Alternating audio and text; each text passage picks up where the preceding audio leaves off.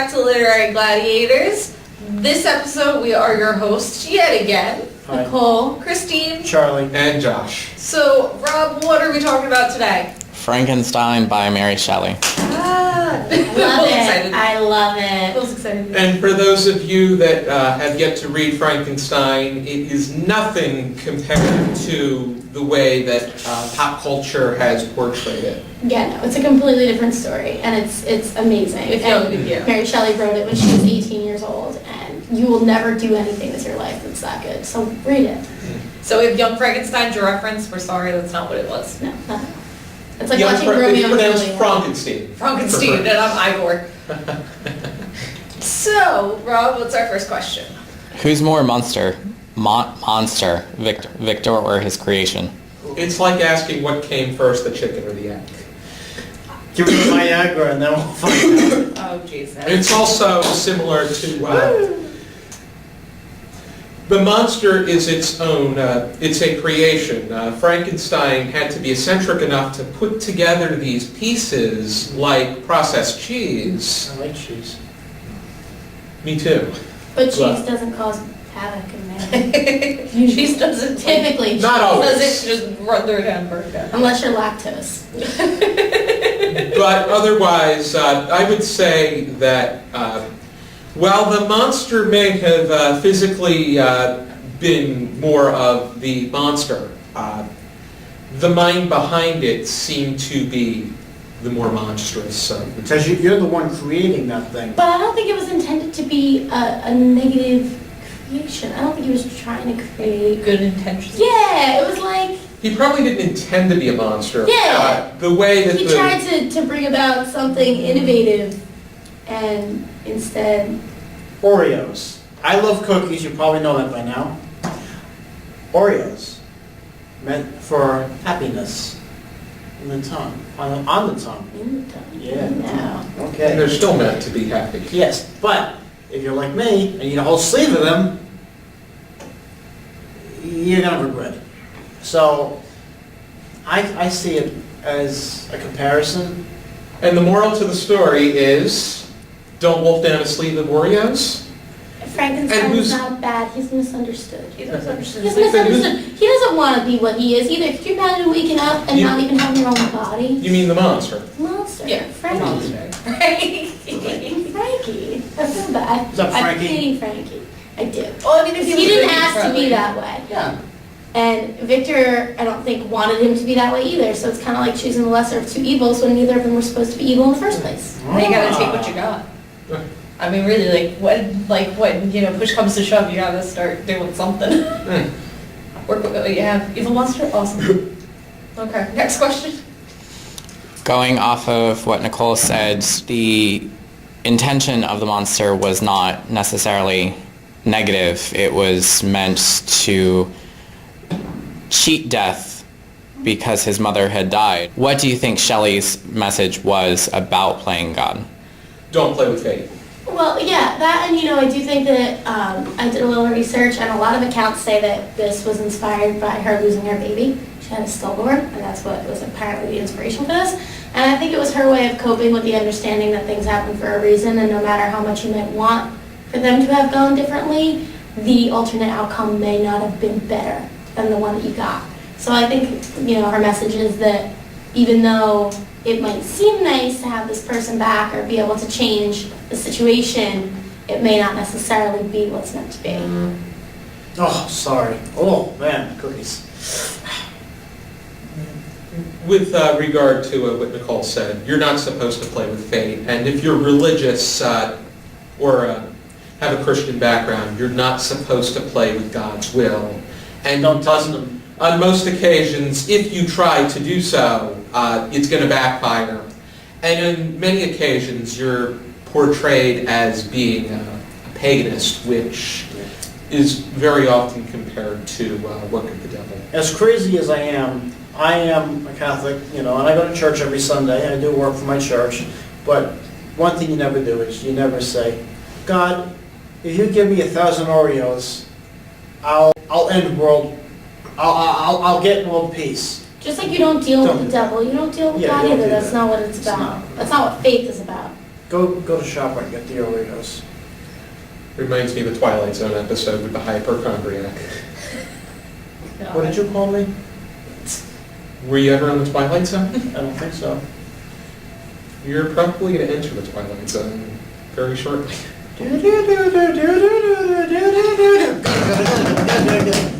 Next question. Because the reader has to rely on the narrator, is there a monster?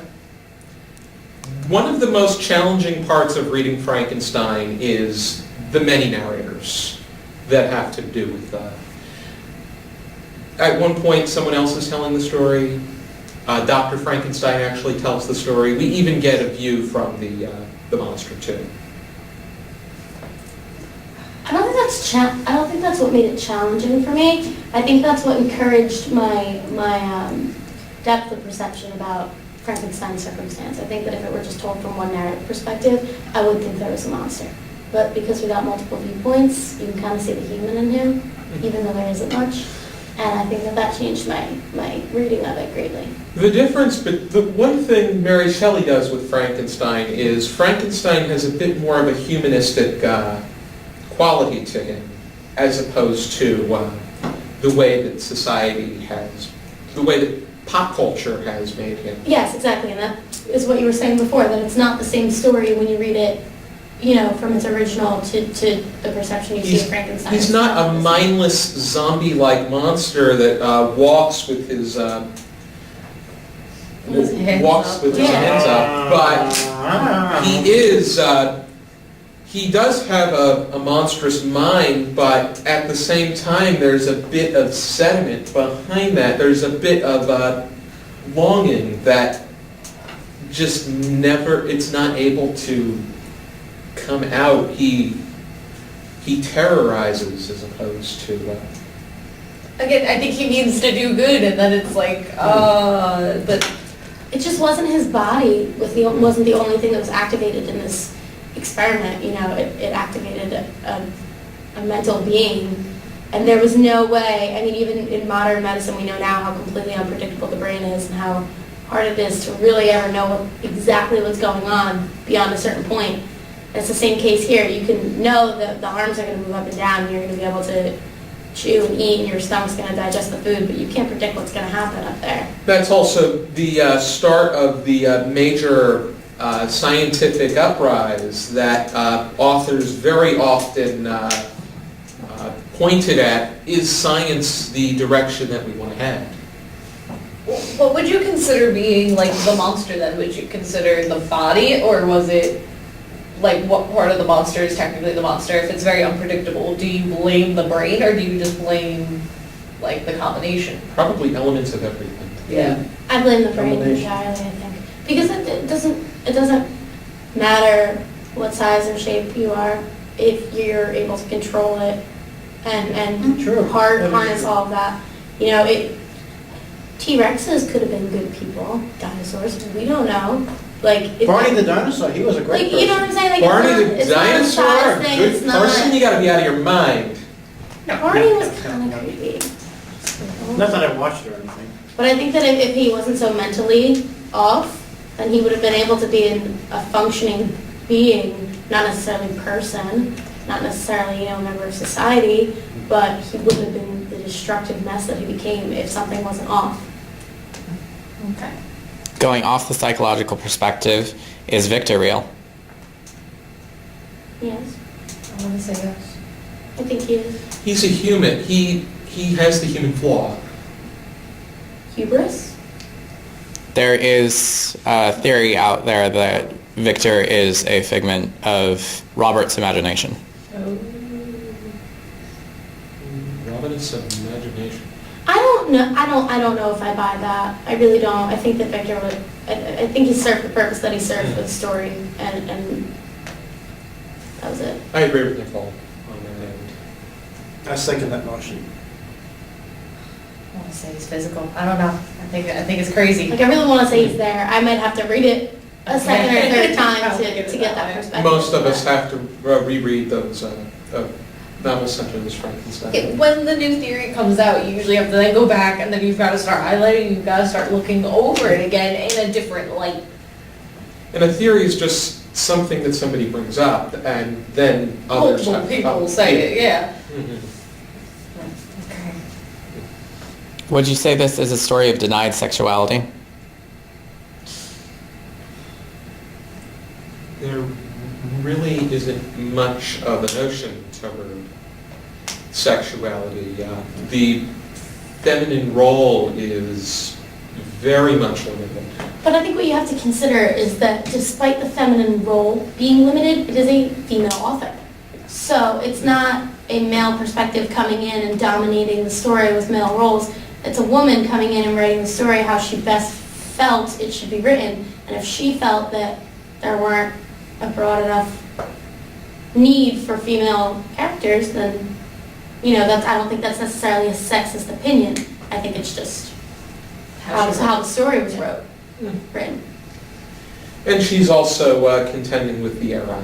as Yeah, well. and like I said before, it's very much like the time to not have that many female roles. They weren't, women weren't scientists, they weren't researchers, they weren't anything but housewives. So They were taking care of the kids, they were making sure hubby was fed. yeah, and that doesn't really bring a lot of excitement to this kind of story to feature that kind of character. So Going off a party verge of the Victorian era where homosexuality is more accepted, do you think this is a story of a denial of that sexuality, rather? for me, at first reading, I didn't feel any overwhelming negligence toward any type of sexuality. I didn't feel any overwhelming focus on heterosexuality as opposed to homosexual. I think that this story was kind of vacant in terms of opinionated sexualities, and that's refreshing for me. It really is, because I feel like all too often, even now, if a football player, I forget who it was, football player in Europe just came out of the closet and it was this huge deal. And I don't think it's a huge deal anymore. I don't think that's headline news. So to see a story where it also didn't really put too much focus on it from so long ago was refreshing, because I think people are what they are and it shouldn't necessarily be one of the main focal points. It does dominate the headlines, Yeah, especially by it's- tabloid magazines. Right, and I feel very conflicted about that, because I'm a person of, if it makes you happy, then do it, and if it doesn't make you happy, don't do it anymore. I think it can be broken down very simply. But, when I see people fighting for their right to equality and achieving it little by little by little, and then still these things make headlines, it's such a contradiction of the battle that they're fighting. If we want it to be normal, then we need to stop pointing it out and just let it be normal. So I think the story kind of lets that controversy be normal. Like, it's not a controversy. Yeah, like in it's a way, just it's there. just not. Yeah. Like Makes you sense. can look at it and you can theoretically pull apart as to whether or not homosexuality was accepted or embraced or denied in the story. But at first reading, I think there wasn't enough of a focus on it that it's really an ordeal, and I like that. I like when it's not a big ordeal. I like when it's just there. Just mind your own business. Yeah, I like when it's just there. It was Mind your just- business. Whether there was a big homosexual underlying or heterosexual, I don't think it would have affected the general outcome of the story. I think it would have still been the same story. Same. Just like life. People get married if you want. I don't care. As an academic, do you take to heart the message that the pursuit of knowledge can be dangerous? It could be if used incorrectly. Knowledge is power, and power is dangerous. I don't think knowledge is dangerous. That's the same theory that we've been going over, the fact that one object can't cause so much harm, it needs something to drive it with. It needs a catalyst. Mhm. I think when you know too much, though, it's like if you can constantly know something, or you constantly are learning and gaining so much knowledge, there's a sense of danger in the world, because now you don't look at the world the same way anymore. So you're not looking at your life and your situations the same way, because having all the knowledge, you can't sit back and relax sometimes, or you feel like something needs to happen more, or you can push it along even more. And I think that's what started to happen, was that I have all this knowledge, I'm going to use it, and it turned into, But ignorance doesn't That's the benefit power of anyone. technology as well. Technology. We are feeding our knowledge so much, building it into such a technological era that once the technology trumps us with a kind of intelligence, we may be destroying humanity in that fashion. But that's a whole other theory into itself. Yeah. Are we also, with all learning all this, we've spoken on episodes, losing our innocence? Are we, when we acquire all of this knowledge, are we losing our innocence? No, we're No, depleting our that's something naivety. completely Yeah. different. Okay. There's a difference Knowledge between- is straying away. That's how knowledge is one of the key factors in straying away from innocence. Ah. Actually, I do think there's a huge difference between being ignorant and being naive. And I think that acquiring knowledge kind of puts them both to bed because you allow yourself to, first of all, by learning facts at least, you have to open yourself up to what's there because what's there is what's there. It's real. It's not, it can't be opinionated to an extent. You can't look at these science equations and argue them once they're proven they are what they are. But then there's the other side of learning, which we're involved in, which is literary and liberal, where it's an anything goes market. And you can question it. Right, and I think that I see what you said. I see what you did there. Yeah, so you can kind of go both ways with it. You can either use the gaining of knowledge to feed your power and make it a negative, or you can take it all in and make educated choices about Use it for the everything in good. your life. Yeah, because I don't think it serves anyone any good to just be ignorant about everything.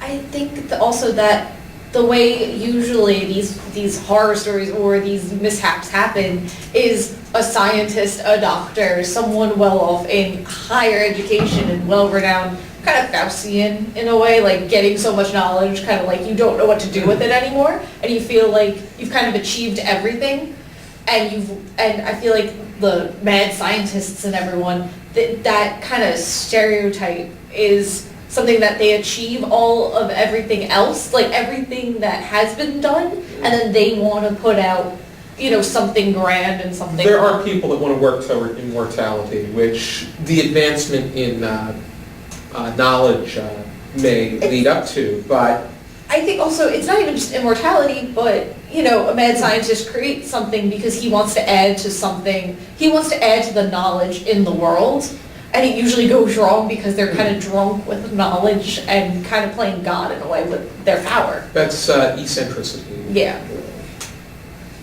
I just want to be smart. That's it. Me too. Awesome. Alrighty, if you would be interested in reading Frankenstein, you can get this book from Signet Classics. You could probably find it in most bookstores or online. Barnes & Noble features many translations of it as well. Yeah. And the Barnes & Noble ones are relatively cheaper So, compared to me. but we hope you enjoyed this episode of Literary Gladiators. We hope you subscribe and come back next week for another video. Are you posting a link? Where we might post the link. It might happen, it might not. I don't know. We'll see. So check the description for some links. Take As for care. now, keep reading. Bye-bye.